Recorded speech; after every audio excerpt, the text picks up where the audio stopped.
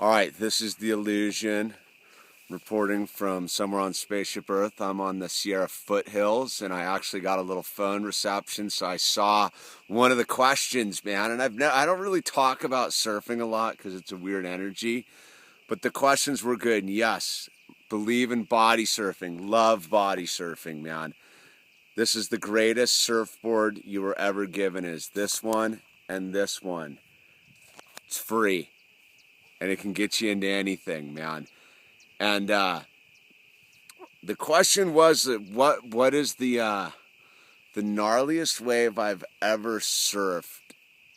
Man, I used to get into some pretty sizable ones, man. Westford Beach is pretty heavy, and the Strand and Halama and some of the stuff up in Big Sur. And dude, some of those waves up in Santa Cruz were pretty radical too. But the one that if I thought about it, stands out the gnarliest is number 2 would be this Salsa Brava on the Caribbean side of Costa Rica, man.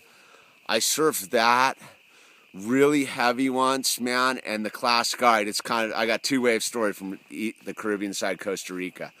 So Salsa Brava, man, I paddle out, dude. It's my first session there, dude, and it's one of those, it's like a feast or famine type of wave. Like when it comes up real quick and then it leaves real quick, but it's this henching, reefing, gnarly wave. But when the earthquake happened 15 years or so ago, it lifted second point at Salsa Brava up, so it dry reefs, so you take off at like third point, and third point dumps off at the top of second point where there's dry reef, which is a heavy exit because all of a sudden you're in a predicament there and you've got to paddle through some meat. And it's one of those waves where, because the reef's all weird, it never really gets bigger, it just gets thicker and gnarlier, but it's got this like warble to it, like, so no two waves are really the same. So a wave will come through and it'll warble all weird, man, and it's like super heavy. So I'm out there, man, and all of a sudden it's the scratch to the horizon time because a big set's coming. And you can see it coming from like super, like hits like some sandbar or something, like way out in the middle of the water. And all of a sudden it comes and everybody's scrambling, and I just make it over this wave, man. And when after the set goes, man, it's my first time surfing out there ever, dude. After the set goes, there was only 4 other dudes out there. This giant set comes through, and these dudes all took waves in, man. And so all of a sudden I was out there by myself in uncharted waters, and it was super heavy and gnarly and radical, man. And I knew that no matter what, I was ending up in the dry reef zone over at second. So it was one of those ones where I just had to take a wave. Like, I waited for the next set and just like do or die. And I think I got like halfway down the wave, the point, and hit a warble and just exploded and got stuffed on the reef and bounced. And I remember it being pretty vicious, man. There's if you read Return to Captain Zero, search for Captain Zero, the end of the story is they end up at Salsa Brava, and it's pretty funny because I see why people think they're going to escape to paradise in Salsa Brava and basically meet a gnarly wave that, yeah, if you're not in tip top, dude, it'll eat you up. But anyway, the gnarliest wave I've ever surfed was this weird wave on the backside of Limon. Like, north of Limon, there's this little cove, and I cannot for the life of me remember the name of the wave. But I had hooked up with my buddy Oakley and his buddy Paul and my buddy Billy. We'd met these guys down there and hitchhiked, and we were on the Pacific side of the Costa Rica, and we were driving over. We surfed in the morning, and we were driving over the entire isthmus, man, and we went over the thing. And Oakley is a stunt driver, so our whole goal was to drive over Costa Rica and surf before dark. We pulled up to this wave on north of Limon there in this little cove, and there was just the most henching, perfect right.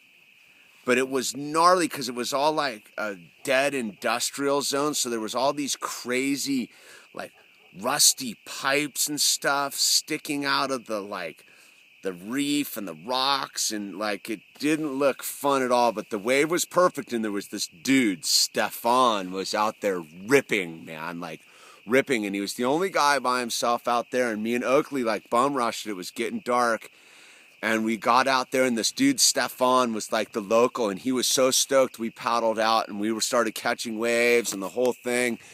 And it was super heavy, and it broke in front of this gnarly, like, dry reef rock thing, and I busted my leash, and I had to rescue my board from going into the meat grinder and got urchins in my feet.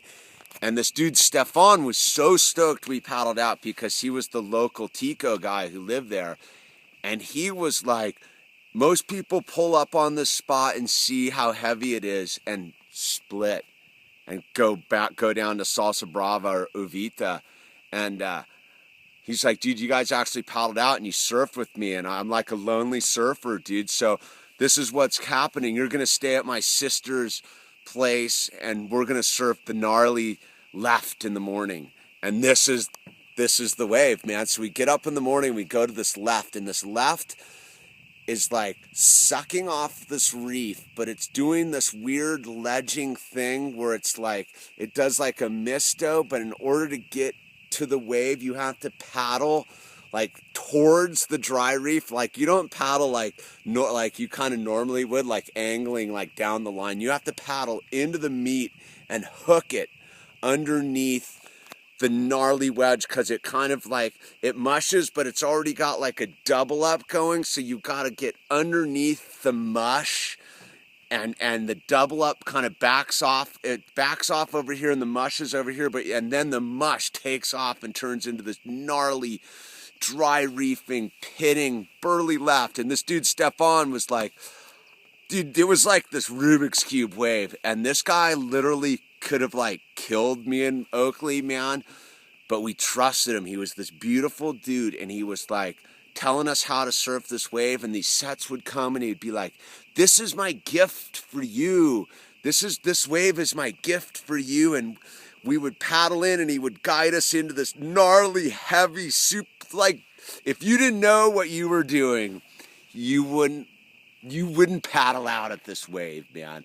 And so we surfed with Stefano and scored the sickest laughs in Costa Rica, man. Like the best wave. I've surfed all over Costa Rica, and it was like I like the gnarly kind of ones, man. And it was heavy and sketchy, and it was rad because the number one local dude was just giving us gifts that were his waves, and he was so stoked to have someone to surf with him. If you've been around surfing a lot in your life, man, most people are totally like mean when you show up at their spot. But this dude was so stoked there was someone to surf with. And he liked the fact that we were willing to charge and that we trusted him and the whole thing. And so 8.5 minutes of me telling surf stories. You know, you get me going about surf stories, man. I get stoked on it, man. But anyway, that was the gnarliest, most beautiful, epic surf moment ever with my buddy Oakley Lehman. Peace.